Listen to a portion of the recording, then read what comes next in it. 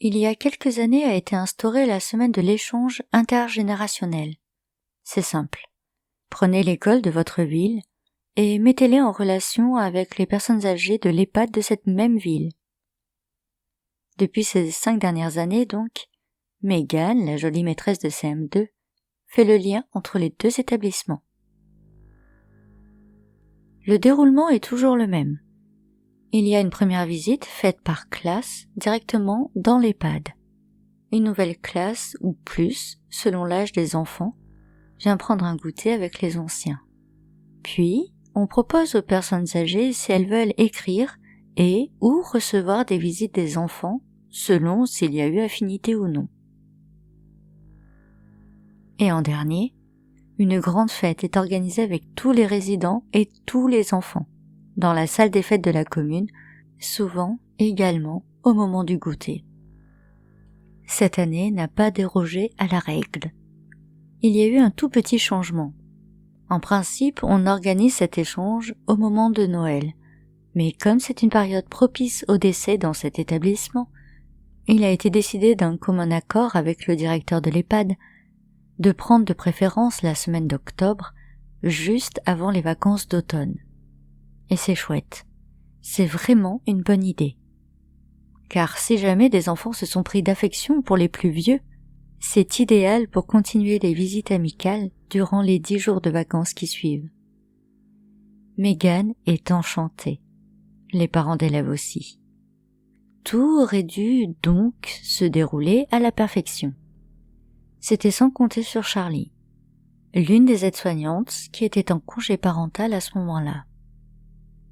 Le matin du 16 octobre, elle revenait enfin au travail après des semaines d'absence et avait un peu de mal à retrouver ses marques. Le manque de sommeil accumulé aux angoisses dues à son nouveau bébé ne l'aidait sûrement pas à reprendre sa routine sereinement.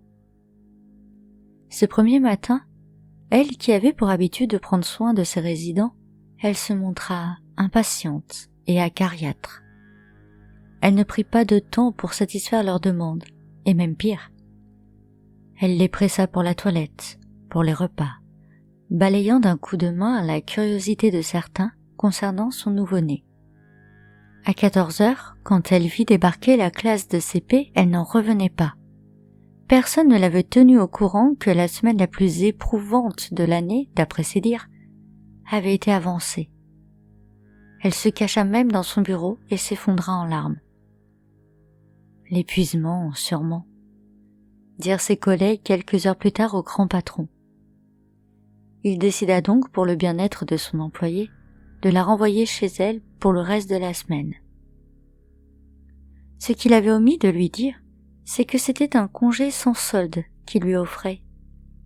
Mercredi, Charlie revint, toujours fatigué, toujours acariâtre, mais par-dessus tout ça, s'était greffé de la colère. La comptable avait appelé la veille pour lui expliquer que non, cette semaine de vacances offerte par le boss n'en était rien. Au contraire, si elle restait chez elle, elle ne toucherait pas un sou.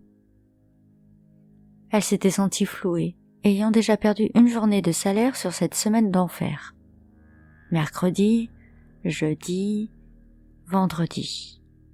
3 jours de brouhaha, de cris d'excitation des enfants, de fatigue des résidents surstimulés par toute cette agitation. Elle en eut tellement marre qu'elle se surprit à penser « Je vais finir par faire des contentions. Et s'ils sont sanglés, au moins ils ne me feront plus chier, ces vieux à la con. » Oui, elle était dépassée et colère face à tout ça. Elle se mit donc à forcer sur les anxiolytiques qu'elle prenait déjà depuis des semaines. Ce qu'ignoraient ses collègues, ainsi que sa direction, c'est que son enfant n'était finalement pas venu au monde. Elle avait convaincu son médecin traitant de faire valoir son droit au congé maternité, même si le bébé, lui, était resté à la morgue de l'hôpital après l'accouchement. Ce n'est pas les pleurs de son fils qui la tenaient éveillée la nuit. Ce n'est pas la fièvre, les vomissements ou les couches sales qui épuisaient ses nerfs. Non. C'était tout simplement l'absence de ce petit être qui avait fait sa place pendant près de 9 mois, dans son ventre et dans son cœur. Et là, elle revenait pour être scrutée, interrogée, contrainte de répondre aux questionnements des résidents et de ses collègues. Et pire encore, il lui fallait supporter les enfants d'autres qui ont pu les mettre au monde. Mais nous étions vendredi, donc elle avait survécu par ne sais quel miracle à cette maudite semaine. Megan arriva dans le bureau de Charlie vers 7h30. « Bonjour, je suis Megan, la maîtresse de CM2. Nous sommes la dernière classe d'échange cette semaine. Je voulais voir avec vous si c'était possible de faire un petit goûter ici, car la mairie vient de me dire qu'il y avait un petit problème électrique dans la salle des fêtes. » « Oui, je pense. »« Oh, ce serait super. J'ai déjà emmené les décorations. Je peux commencer à les installer ? Je reviendrai sur le temps de midi vous déposer les gâteaux et les boissons, ainsi que la vaisselle jetable. Ça vous conviendra ? » ?»« Oui, faisons comme ça. Je pourrai installer les tables du réfectoire le temps que les enfants sont dans la salle commune avec mes résidents. »« Ah, parfait. Merci beaucoup. Bon, je file. Je n'aimerais pas arriver en retard à l'école. Ça ferait mauvais genre que ce soit la maîtresse qui sèche les cours. » À peine la jeune professeure partie que Charlie fonça dans son casier. Elle venait d'avoir une idée et elle comptait bien la mettre en pratique dans la seconde. 15h30 sonnait à peine que Megan franchit les portes du réfectoire avec sa classe.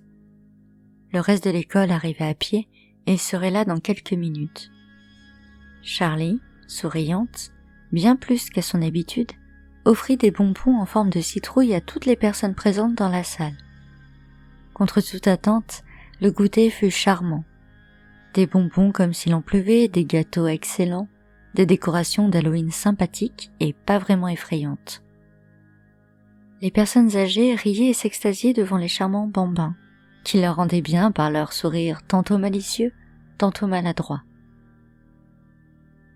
Lorsqu'il fut l'heure, tout le monde se remercia pour ce charmant moment, se félicitant d'avoir encore une fois réussi à faire le lien entre cette grande différence de génération.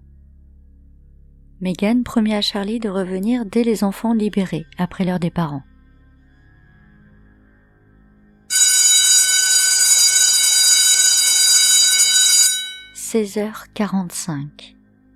Les parents s'impatientaient. Il y a déjà plus de 15 minutes que le portail devrait être ouvert. Où sont les professeurs ? Où sont les enfants ? Ne sont-ils pas rentrés de l'EHPAD ? L'un des pères, présents, commence à voir rouge et d'un bond franchit le grand portail de l'école primaire. Les autres le regardent traverser la cour à petite foulée avant qu'un cri presque inhumain ne résonne.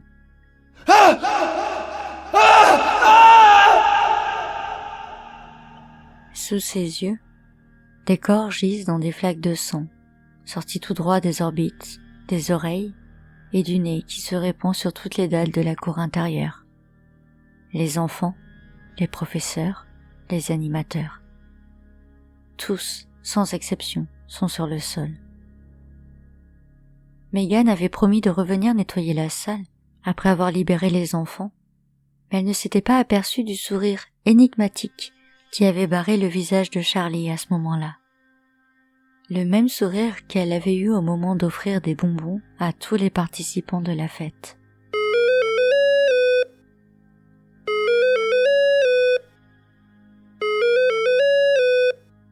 Le téléphone de l'EHPAD sonna dans le vide. Là non plus, il n'y avait plus personne pour répondre, à part des corps sans vie, gisant dans des flaques de sang.